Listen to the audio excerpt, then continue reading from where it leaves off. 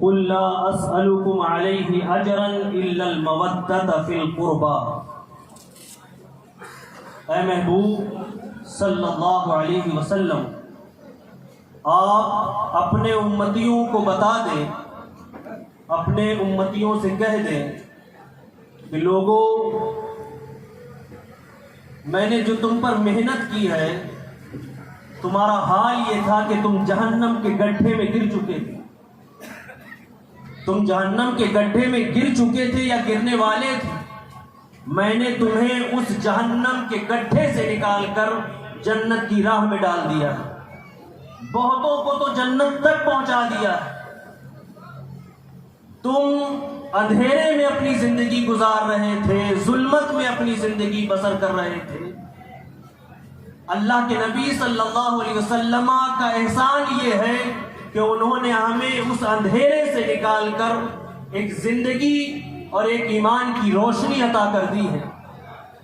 جو کچھ رسول اعظم صلی اللہ علیہ وسلم کی وجہ سے ہمیں دین ملا، جو کچھ رسول کائنات کی وجہ سے ہمیں دین ملا، اے حبیب آپ اپنے امتیوں سے کہہ دیں کہ لوگوں، جو کچھ بھی میں نے دین تم تک پہنچایا ہے، اس دین پہنچانے کے بدلے میں تم سے کچھ نہیں مانگتا، میں تم سے کچھ نہیں مانگتا، میں تم سے کسی بھی اجرت کا طالب اور متقاضی نہیں ہوں، میں تم سے کوئی اجرت طلب نہیں کرتا، الا یہ کہ ایک بات کہتا ہوں کہ اس کے بدلے میں کوئی اجرت طلب نہیں کرتا۔ جو دین میں نے تم تک پہنچایا ہے، بس ایک بات یہ کہنا چاہتا ہوں کہ تم میری اہل بیت سے محبت کرو۔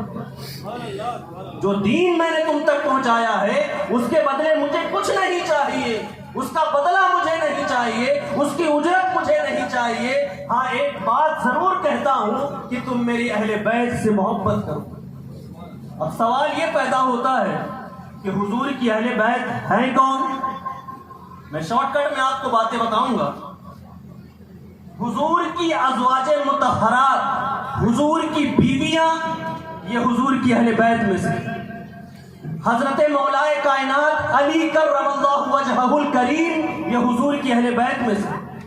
حضرت سیدہ فاطمہ سلام اللہ علیہا، یہ حضور کی اہل بیت میں سے۔ حضرت حسنین کریمین رضی اللہ تعالیٰ عنہما، یہ حضور کی اہل بیت میں سے۔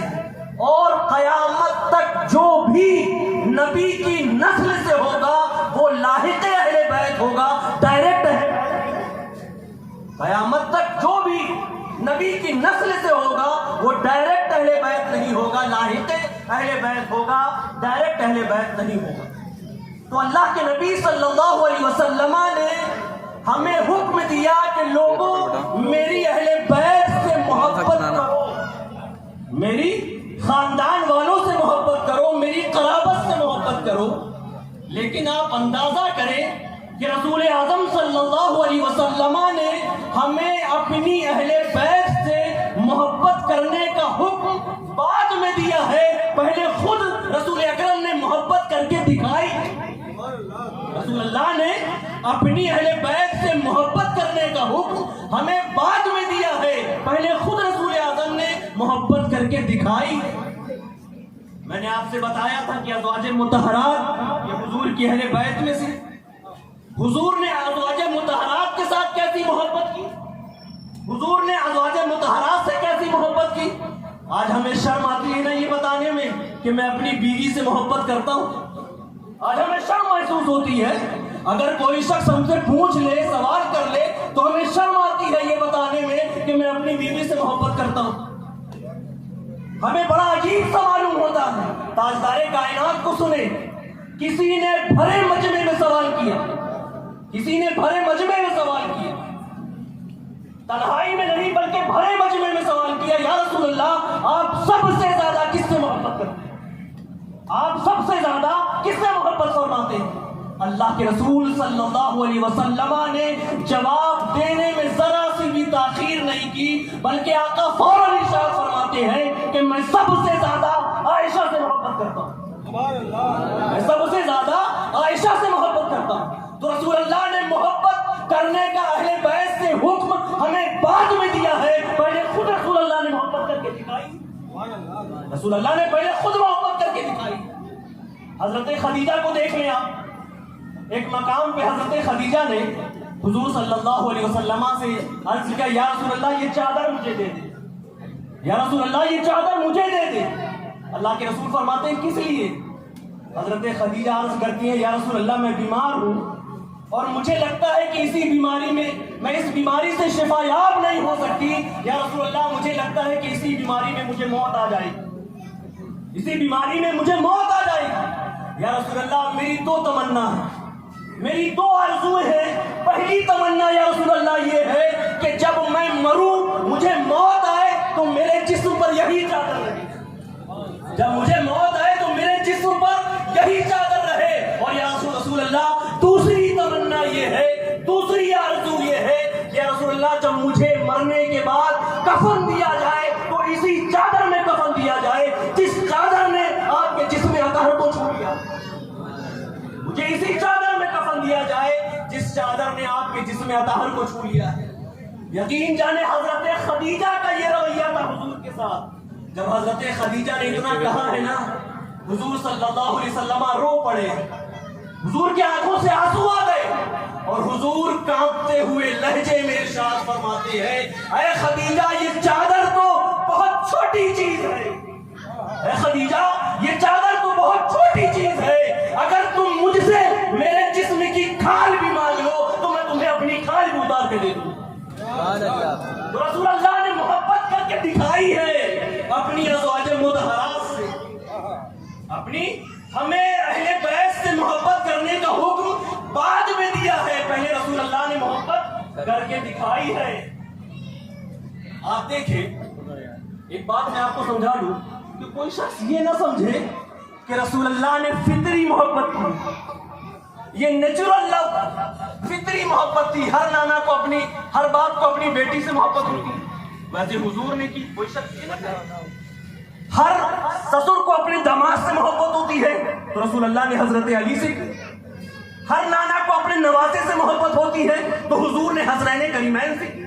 کوئی شخص یہ نہ کہے, یہاں پر یہ نہیں چلے گا کہ آپ یہ کہہ دیں کہ رسول اللہ نے فطری محبت کی ہے, نیچرل لو کیا. جیسے ہر باپ کو بیٹی سے محبت ہوتی ہے حضور نے فاطمہ سے کی, ہر سسر کو داماد سے ہوتی ہے حضور نے حضرت علی سے کی. یہاں پر یہ نہیں چلے گا, بلکہ رسول اللہ نے ان ہستیوں سے محبت اس لیے کی ہے کہ لوگوں میں ان ہستیوں سے محبت اس لیے کر رہا ہوں کہ تم بھی ان ہستیوں سے محبت کرنا, تم بھی ان ہستیوں سے محبت کرنا, اور تم ان ہستیوں سے محبت اس لیے کرنا کہ یہی ہستیاں تمہارے ایمان کی ضامن ہیں, یہی ہستیاں تمہارے ایمان کو باقی رکھنے والی, یہی ہستیاں تمہارے ایمان کی بقا ہے, یہی ہستیاں تمہارے ایمان کو محفوظ رکھنے والی ہیں. اور یاد رکھنا اگر ان ہستیوں کی محبت تمہارے سینے سے نکل گئی تو تمہارا ایمان تمہارے دلوں سے نکل جائے. اگر ان ہستیوں کی محبت تمہارے سینے سے نکل گئی تو تمہارا ایمان تمہارے سینوں سے نکل جائے گا. تو ان ہستیوں سے محبت کرنے سے ایمان محفوظ رہتا ہے, ایمان باقی رہتا ہے. اب آپ کہیں گے دلیل کیا ہے, آپ کہیں گے دلیل کیا ہے کہ ان سے محبت کرنے سے ایمان باقی رہتا ہے. رسول اللہ کی حدیث سنیں, اللہ کے رسول فرماتے ہیں لولاک یا علی ما عرف المؤمنون. اللہ کے رسول فرماتے ہیں لولاک یا علی ما عرف المؤمنون. اے علی اگر تم نہ ہوتے تو مومنین کی پہچان نہ ہوتی. اے علی اگر تم نہ ہوتے تو مومنین کی پہچان نہ ہوتی. اب سوال یہ پیدا ہوتا ہے کہ مومنین کی پہچان کا علی سے کیا تعلق, مومنین کی پہچان کا علی کے ساتھ کیا تعلق. تو اللہ کے رسول صلی اللہ علیہ وسلم نے اسی حدیث میں آگے ارشاد فرمایا کہ علی سے محبت مومن ہی کرے گا, علی سے محبت ایمان والا ہی کرے گا, اور علی سے دشمنی منافق کرے گا, علی سے دشمنی منافق کرے گا. تو جب رسول اللہ نے فرمایا کہ علی سے محبت ایمان والا کرے گا تو جس کے دل میں علی سے محبت ہے اس کے دل کے اندر ایمان ہے, جس کے دل کے اندر علی سے محبت ہے تو اس کے دل کے اندر ایمان ہے, اور جس کے دل میں علی سے محبت نہیں ہے اس کا دل ایمان سے خالی ہے اور وہ منافق ہے, منافق. اللہ کے رسول صلی اللہ علیہ وسلم نے حضرت علی سے بھی محبت کر کے دکھائی. جیسے ازواج مطہرات سے محبت کی ویسے حضور نے علی سے بھی محبت کی. وہ مقام اللہ نے حضرت علی کو عطا کیا. ایک صحابی ہے ابو درداء رضی اللہ تعالیٰ عنہ, جلدی جلدی حدیث سناتا ہوں آپ کو. ایک صحابی ہے حضرت ابو درداء رضی اللہ تعالیٰ عنہ. اللہ کے رسول صلی اللہ علیہ وسلم نے حضرت ابو درداء سے فرمایا, اے ابو درداء میں تمہیں ایسی بات بتاؤں کہ جس پہ تم عمل کرو گے تو تمہاری دنیا بھی کامیاب ہو جائے گی, آخرت بھی کامیاب ہو جائے گی, اور قبر کی منزل بھی کامیاب ہو جائے گی.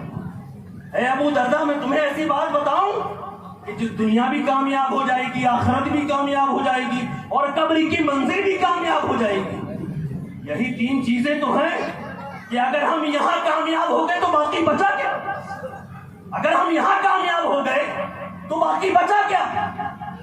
یقین جانے صرف ابو درداء ہی نہیں بلکہ تمام صحابہ لپٹ پڑے, یا رسول اللہ وہ عمل کون سا ہے جس کی بنیاد پہ ہماری دنیا بھی سنور جائے گی, آخرت بھی سنور جائے گی, قبر کی منزل بھی آسان ہو جائے گی.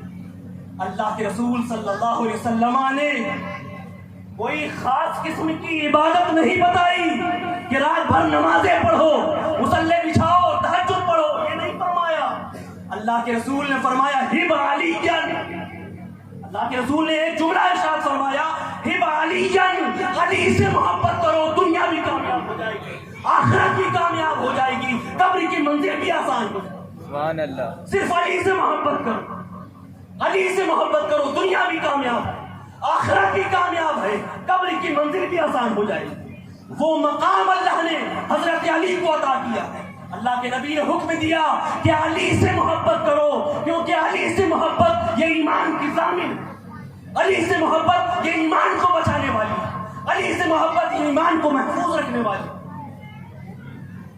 پھر اس کے بعد اللہ کے رسول صلی اللہ علیہ وسلم نے مواخات قائم کیے. مواخات جانتے ہیں کیا ہوتا ہے؟ مواخات قائم کیے.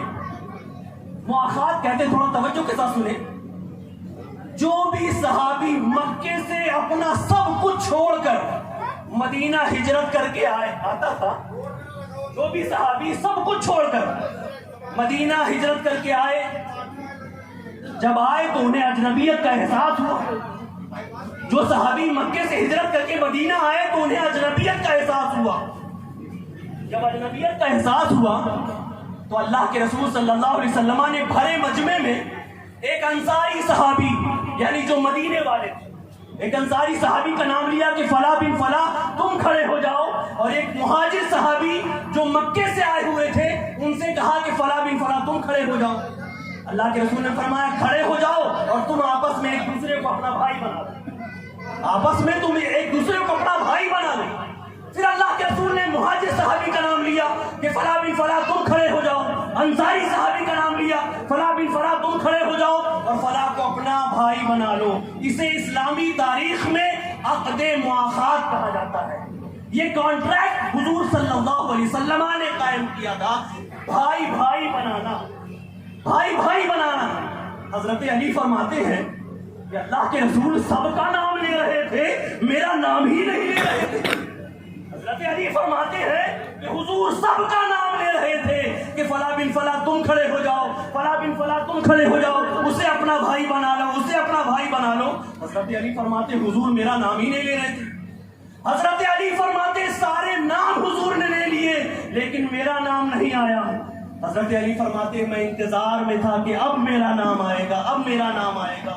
سارے نام ختم ہو گئے, میرا نام نہیں آیا. حضرت علی فرماتے میں رنجیدہ ہو گیا, میں اداس ہو گیا کہ لگتا ہے میری قسمت میں کوئی بھائی نہیں, میری قسمت میں کوئی بھائی نہیں. اللہ کے رسول صلی اللہ علیہ وسلم نے حضرت علی کی اداسی کو محسوس کر لیا. حضور نے حضرت علی کی اداسی کو محسوس کر لیا. آقا فرماتے ہیں علی اداس مت ہو, علی رنجیدہ مت ہو, یہ سب ایک دوسرے کے بھائی ہیں. اے علی تم میرے بھائی, سبحان اللہ, یہ سب ایک دوسرے کے بھائی ہیں. اے علی تم میرے بھائی ہو, اور صرف رشتے والے بھائی نہیں, انت اخی فی الدنیا والآخرہ.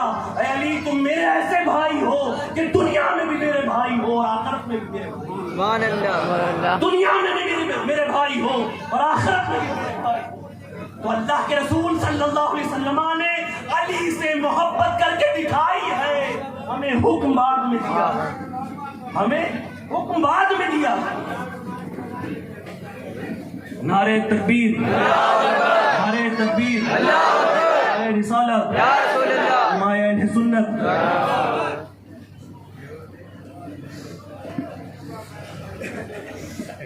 اللہ کے نبی نے محبت کر کے دکھائی ہے اپنی اہل بیت سے، اور حکم ہمیں بعد میں دیا.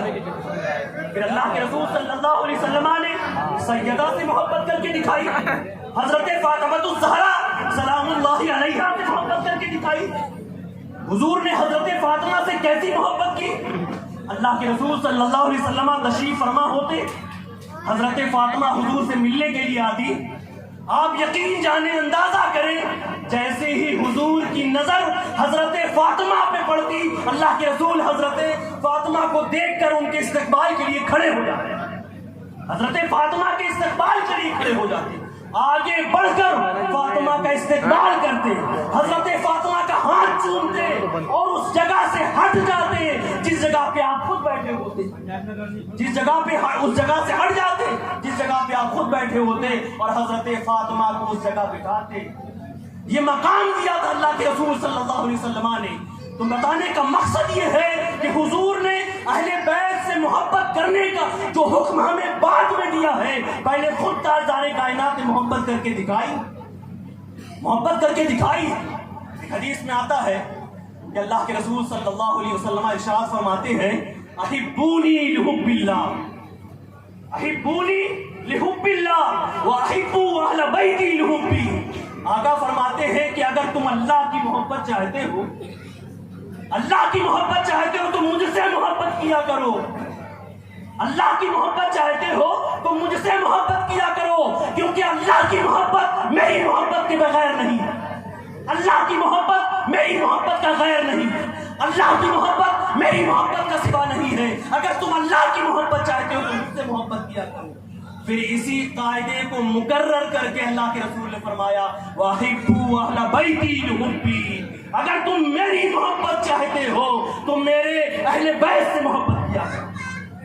اللہ کے رسول نے ایسا کیوں فرمایا کہ اللہ کی محبت چاہتے ہو تو مجھ سے محبت کیا کرو، اور میری محبت چاہتے ہو تو میری اہل بیت سے محبت کیا کرو؟ اس لیے فرمایا کیونکہ میں اللہ کا یار ہوں، حسن حسین میرے یار ہیں. میں اللہ کا یار ہوں، حسن حسین میرے یار ہیں. میں اللہ کا محبوب ہوں، حسن حسین میرے محبوب ہیں. اب جسے اللہ چاہیے وہ اللہ کے محبوب سے محبت کرے، اور جسے میری محبت چاہیے وہ میرے محبوبوں سے محبت کرے. جسے میری محبت چاہیے وہ میرے محبوبوں سے محبت کرے. قرآن کہتا ہے، قُلْ لَا أَسْأَلُكُمْ عَلَيْهِ أَجْرًا إِلَّا الْمَوَدَّةَ فِي الْقُرْبَى. اے حبیب آپ فرما دیں کہ لوگوں جو کچھ بھی میں نے تم تک دین پہنچایا ہے ان تمام چیزوں کے بدلے میں تم سے کوئی اجرت طلب نہیں کرتا، صرف ایک بات کہتا ہوں، وہ یہ الا المودۃ فی القربى، کہ تم میری اہل بیت، میری قرابت سے محبت کرو. اللہ کی بارگاہ میں دعا ہے مولا تعالیٰ ہمیں کہنے اور سننے سے کہیں زیادہ عمل کی توفیق عطا فرمائے. وآخر دعوانا ان الحمد للہ رب العالمین. السلام علیکم.